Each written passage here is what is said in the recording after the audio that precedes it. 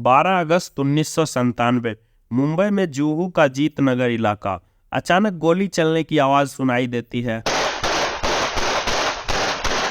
और कुछ देर बाद पास के कूपर हॉस्पिटल के डॉक्टर उस गोली लगे इंसान को मृत घोषित कर देते हैं। नमस्कार दोस्तों, आप देख रहे हैं पुलिस फाइल्स। आज की कहानी में आपका स्वागत है। आज की कहानी है म्यूजिक इंडस्ट्री के बादशाह कैसेट किंग के नाम से मशहूर गुलशन कुमार की। गुलशन कुमार की कहानी शुरू होती है पुरानी दिल्ली के दरियागंज से। गोलचा सिनेमा हॉल के पास उनके पिता की एक जूस की दुकान थी। गुलशन कुमार भी पिता के साथ दुकान संभालते थे। कुछ समय बाद उन्होंने फिल्मी गाने के कैसेट और टेप बेचना शुरू किया। आगे चलकर बिजनेस बढ़ गई। तब गुलशन कुमार के दिमाग में एक आइडिया आता है, क्यों न सस्ता कैसेट बनाया जाए और सस्ते दामों पर बाजार में उपलब्ध कराया जाए। इस आइडिया को गुलशन कुमार छोटे और लोकल सिंगर के साथ मिलकर भक्ति गाने के कैसेट बेचने से शुरुआत करते हैं। इन सभी सिंगर के गाने को रिकॉर्ड करके सस्ते दामों पर बेचा जाता था।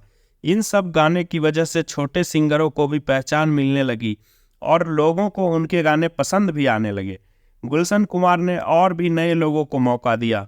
इनके कैसेट बाकी कंपनी के मुकाबले बहुत ही सस्ते हुआ करते थे। 11 जुलाई 1983 गुलशन कुमार टी सीरीज की नींव रखते हैं। टी सीरीज को पहली फिल्म की म्यूजिक राइट 1984 में मिलती है। उसके ठीक 4 साल बाद साल 1988 टी सीरीज को एक बड़ी ओपनिंग मिली।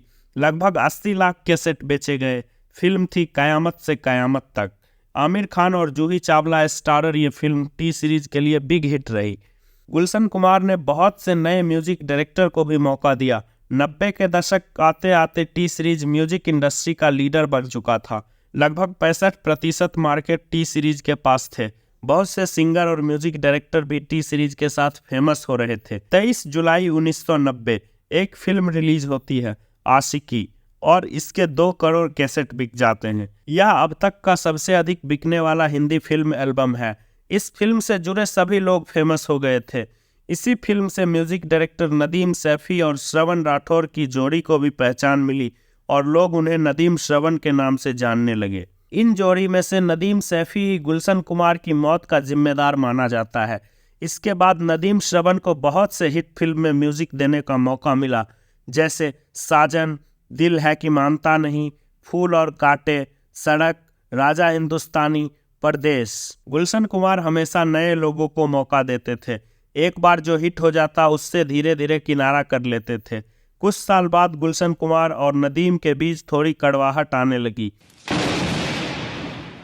वजह थी एक एल्बम जिसका नाम था हाय अजनबी।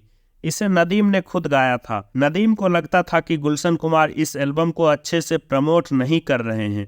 गुलशन कुमार के मुताबिक नदीम एक बहुत अच्छे म्यूजिक डायरेक्टर थे, लेकिन नदीम की आवाज़ अच्छी नहीं थी और यह एल्बम फ्लॉप हो जाता है। नदीम इसका जिम्मेदार गुलशन कुमार को मानने लगता है। नदीम के रिश्ते अंडरवर्ल्ड डॉन दाऊद इब्राहिम के भाई अनीस इब्राहिम और डॉन अबू सलेम से था। अब तारीख आ गई थी 5 अगस्त 1997। गुलशन कुमार को एक फ़ोन आता है। सामने आवाज़ थी डॉन अबू सलेम की। अबू सलेम 10 करोड़ मांगता है और साथ में कहता है, तुम नदीम के गाने को प्रमोट क्यों नहीं कर रहे हो। 4 दिन बाद 9 अगस्त 1997 को फ़ोन की घंटी दोबारा बजती है। अबू सलेम कहता है, तुमने अभी तक पैसे नहीं भेजे और ना ही पुलिस के पास गए हो। लगता है तुम मुझे सीरियसली नहीं ले रहे हो। ये बात गुलशन कुमार के भाई कृष्ण कुमार का कोर्ट में दिया हुआ स्टेटमेंट है, क्योंकि जब ये फ़ोन आया था तो कृष्ण कुमार गुलशन कुमार के साथ ही थे।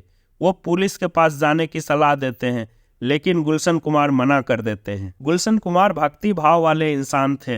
रोज़ सुबह शाम मंदिर जाना उनकी आदत थी। मुंबई के जुहू में एक छोटा सा मंदिर है। एक दिन गुलशन कुमार की नज़र इस मंदिर पर पड़ती है। उन्हें इस मंदिर से लगाव हो जाता है। वो हर दिन सुबह शाम इस मंदिर में जाने लगते हैं। बाद में इस मंदिर को सुंदर बनाने के लिए वो अपने पैसे से महंगे मार्बल भी लगवाए थे। 12 अगस्त 1997 सुबह का लगभग 10:40 हो रहा था। इसी मंदिर से पूजा करके गुलशन कुमार बाहर निकल रहे थे। तभी पीछे से कोई सिर पर पिस्टल रखकर बोलता है, बहुत हो गई पूजा, अब ऊपर जाकर करना, और फायर कर देता है। एक गोली गुलशन कुमार के सिर के पास लगती है और वो भागने की कोशिश करने लगते हैं, लेकिन दो और लोग आते हैं और अंधाधुंध गोली चलाने लगते हैं। गुलशन कुमार को 16 गोली लगती है। उनका ड्राइवर भी घायल हो जाता है। तीनों हमलावर पास से एक टैक्सी लूटकर भाग जाते हैं। आसपास के लोग तुरंत नजदीक के कूपर हॉस्पिटल ले जाते हैं और डॉक्टर उन्हें मृत घोषित कर देते हैं। अब पुलिस अपना इन्वेस्टिगेशन शुरू करती है।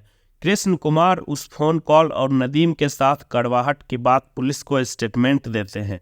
16 अगस्त 1997 मुंबई पुलिस जावेद और रफीक नाम के दो लोग को गिरफ्तार करती है।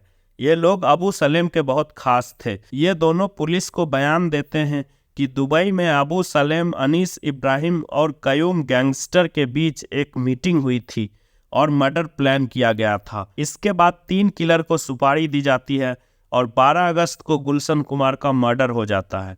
कुछ दिन बाद पुलिस 3 में से एक किलर दाऊद मर्चेंट को गिरफ्तार करती है और उसके स्टेटमेंट के बाद बाकी के दोनों किलर भी गिरफ्तार कर लिए जाते हैं। इसके बयान से पता चलता है कि गुलशन कुमार को मारने के बाद इनको टिप्स म्यूजिक कंपनी के ऑनर रमेश तौरानी से 25 लाख रुपए मिलने वाले थे। पुलिस रमेश तौरानी को भी तुरंत गिरफ्तार कर लेती है। 1 महीने के अंदर 19 लोगों को गिरफ्तार किया जाता है। कोर्ट में मुकदमा चलने के बाद साल 2001 में सिर्फ एक किलर दाऊद मर्चेंट को उम्र कैद की सजा मिलती है। बाकी के सारे लोग बेल पर छोड़ दिए जाते हैं। इस हत्याकांड का main accused music director Nadeem murder के कुछ दिन बाद ही लंदन भाग गया और अब तक नहीं आया है। मुंबई पुलिस और विदेश मंत्रालय के द्वारा प्रत्यर्पण संधि के तहत बहुत बार नदीम को भारत लाने का प्रयास किया गया, लेकिन ब्रिटेन की अदालत ने मना कर दिया और अब नदीम ब्रिटेन की नागरिकता ले चुका है।